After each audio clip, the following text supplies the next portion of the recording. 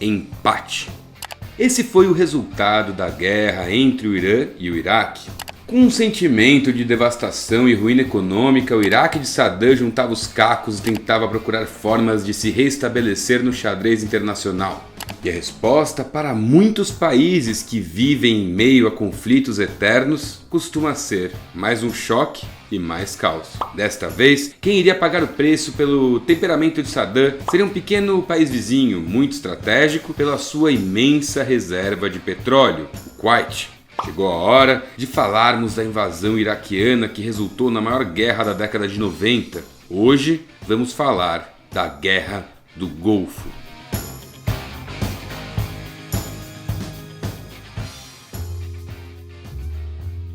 No fim da década de 80, o mundo assistia ao fim da guerra Irã-Iraque perplexo com a destruição gratuita. Durante o caríssimo conflito, Saddam Hussein havia recebido bastante dinheiro, visto que era de interesse de muita gente frear a Revolução Islâmica. Seus principais fiadores foram Estados Unidos, Arábia Saudita, Reino Unido e Kuwait.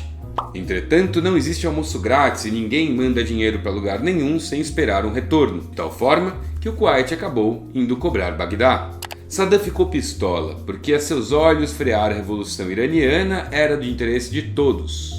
E, de fato, o Iraque não tinha dinheiro para pagar ninguém. Muito bem, o Iraque dependia do petróleo e o fim da guerra Irã-Iraque trouxe um benefício para o mundo. O barril do petróleo ficou bem mais barato. No auge da guerra Irã-Iraque, a commodity era vendida por $34 o barril. Com a paz selada, o barril chegou a custar $10. Isso em 1990. Uma diferença notável e positiva para quase todo mundo, porém péssimas para países petroleiros como o Iraque. Saddam estava bem endividado e sua liquidez estava cada vez menor. O Kuwait, por ser mais fraco em termos militares, se tornou uma espécie de alvo interessante para Saddam.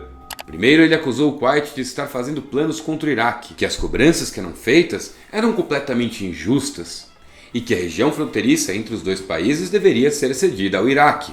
E mais que isso, por extrair o petróleo desta região, o país deveria ser punido pelos iraquianos. Ou seja, Saddam estava com sangue nos olhos e articulando um plano bastante arriscado. Era hora de se endividar um pouco mais, visando ganho futuro. E como ele faria isso? Bom, guerreando contra um país bem mais fraco que o Irã, tomar seus postos de petróleo, aumentar o preço da commodity com atenção e se tornar equiparável à Arábia Saudita, com a maior reserva de ouro negro no mundo. Grande ideia, né? No dia 2 de agosto de 1990, o Iraque invade o Kuwait e declara a região como 19ª província do país. A invasão em si foi simples, mas a decisão de Saddam se mostrou um erro estratégico enorme por 3 motivos. Primeiro, que invadir o Kuwait representava um estremecimento enorme com a Arábia Saudita. Em segundo lugar, com isso Saddam teria poder para controlar os preços do mundo, e ele era instável e mal visto, ao contrário da Arábia Saudita, que apesar de ter uma monarquia absolutista, era bem amigável ao Ocidente. Já o terceiro motivo era o seguinte: os Estados Unidos, Saddam, até agora um aliado, havia mexido onde Washington não queria. Os americanos tinham o Kuwait como um aliado importante e estratégico, de tal forma que a instabilidade política na região ia frontalmente contra sua política externa. Ou seja, ninguém queria o cara por ali. E olha que todo mundo estava de acordo, fosse Moscou ou Washington. Daí, a comunidade internacional resolveu que era hora de agir. Em uma reunião, no mesmo dia dos eventos da invasão, o Conselho de Segurança da ONU emitiu a resolução número 660, que ordenava a retirada imediata das tropas iraquianas.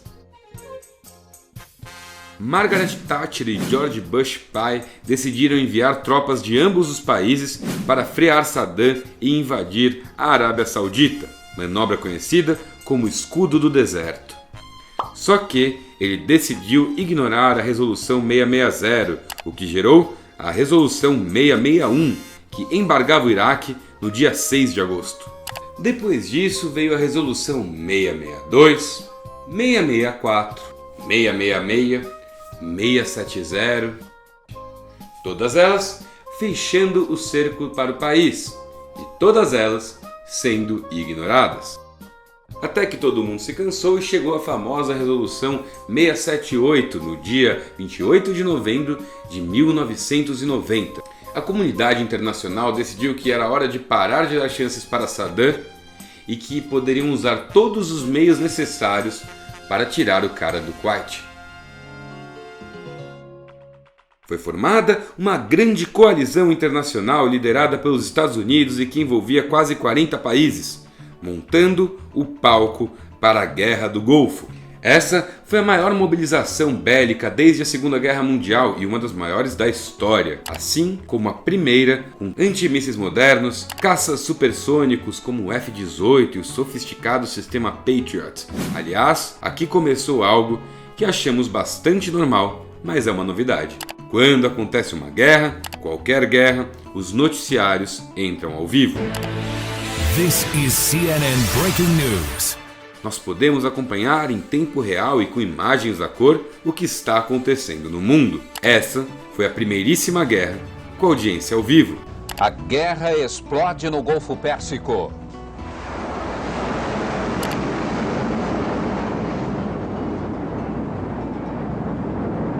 A aviação aliada despeja uma chuva de bombas no Iraque na maior ofensiva aérea de todos os tempos. A CNN mostrava em tempo real na região do Golfo a incursão da coalizão.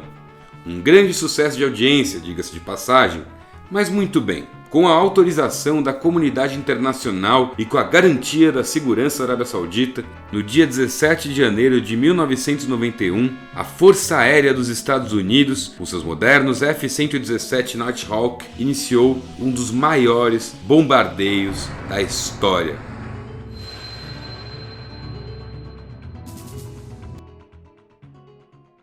Só que Saddam não estava para brincadeiras. Ele queria sangue e tinha uma carta na manga, um poderoso sistema de mísseis soviéticos chamado Scud. E sua decisão foi nada menos do que bombardear Israel. Ou seja, o Golfo Pérsico começou a década de 90 em chamas. Mesmo assim, a coalizão não se amedrontou e seguiu em frente em sua expedição. A parte aérea inicial do conflito foi um show de tecnologia militar nunca antes visto. E a parte final, a terrestre, após uma forte destruição de proteções do território ocupado, foi um banho de estratégia também sem precedentes históricos.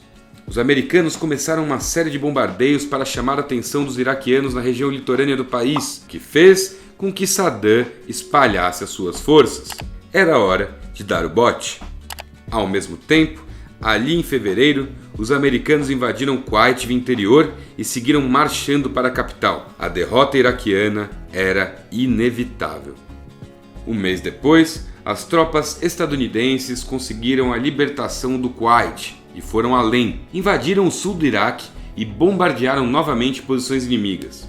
Para muitos, o objetivo da missão havia sido cumprido e resolveram colocar suas tropas de volta para o Kuwait, temendo o início de uma catástrofe. No dia 28 de fevereiro, George Bush pai declara oficialmente o cessar-fogo, após 4 dias de batalhas terrestres terríveis que devastaram o contingente iraquiano. A guerra havia terminado. Após o conflito, muitas pessoas cobraram os Estados Unidos por não ter removido Saddam do poder, mas isso mudaria com o tempo. Fato é que logo ali, a Arábia Saudita se posicionou como uma grande potência regional sunita, bem mais relevante do que o Iraque de Saddam. Já o Kuwait virou um gigante do petróleo, protegido pelos Estados Unidos e abrigando inúmeras bases militares na região. Mas, para além da nova organização do xadrez global, uma coisa mudou para sempre. O jeito de se fazer guerra nunca mais foi o mesmo. Bom, é isso aí, galera. Eu espero que vocês tenham gostado desse conteúdo. Se você gostou, deixa um like, compartilha, manda para as pessoas. Considere se inscrever e ativar o sininho para receber todas as notificações. E acima de tudo, muito obrigado por nos assistir. Um gigantesco abraço e tchau, tchau.